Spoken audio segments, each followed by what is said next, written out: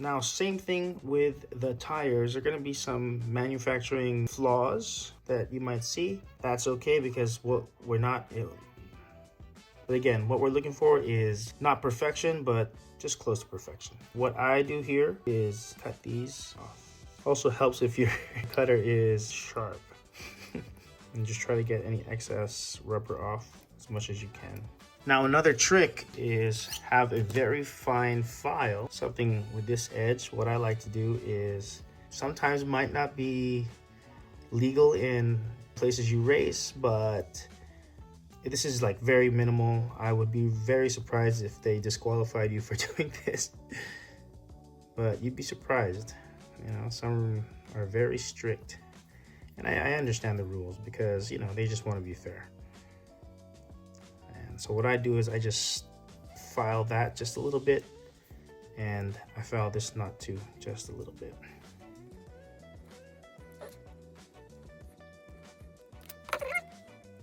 And really you just want to sort of just get rid of those bumps, because what happens is when the track, it has that little bump, and any minute detail like that can throw a car off. If some racing centers do say it's illegal to finely sand your wheels, another thing you can do is use a really sharp blade to cut them off. Just like that. And sort of just try to shave off as much as you can. That's just another way of doing it. Anyways, that's another thing you can do if they don't allow you to finely sand just that one part.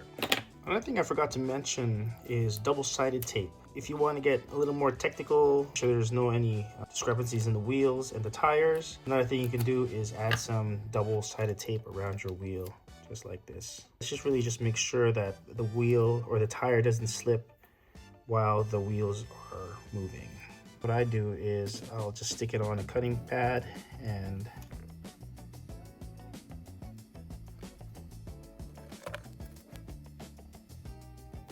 just like that. And really this is just so the wheel doesn't slip while it's running.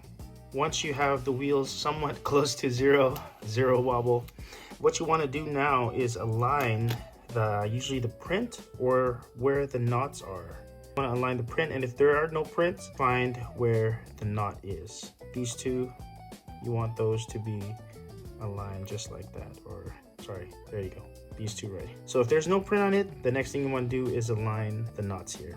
So let's start with the one that's taped first.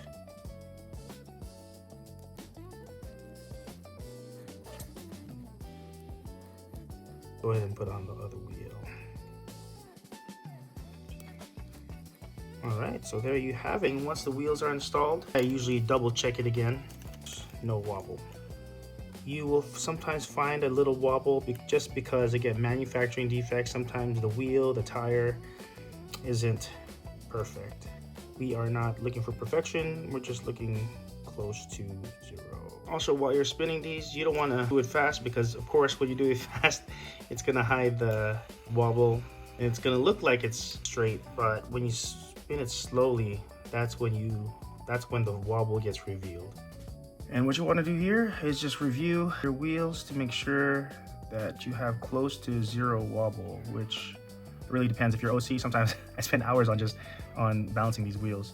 So if you don't have the patience, some shops and some racers sell balanced wheels. So you can go ahead and purchase those from whoever's promoting their services. But for me, this is part of the fun. Although not the most fun part, but it's enjoyable. Once you got some, you know, throw some nice music on in the background and kind of just get in the zone. It can be relaxing, therapeutic, you may say. What I like to do is put a mark on the end of the shaft. The reason why you want to do this is it helps tighten the wheel. I like doing this just so it tightens up the wheel, because sometimes once your cars get real fast, the 60mm doesn't hold on to the wheel as well as the 72. So that's why I prefer to pierce the wheels, which I will show in a different tutorial, hopefully very soon. All right, let's install the wheels. As you can see, it's tight. There you go. There it is. your close to close to perfect wheels. All right, so once the wheels are straight, guys, everything pretty much from here gets easier and fun. Again, this isn't about perfect, it's about removing as many problems as you can. Well, that's how I do quick wheel alignment with no special tools. All right, guys. Well, that's pretty much what I would do if I didn't have any special tools like this. That's how I would align my wheels. And again, it can never be perfect. Just like right now, I can see some flaws.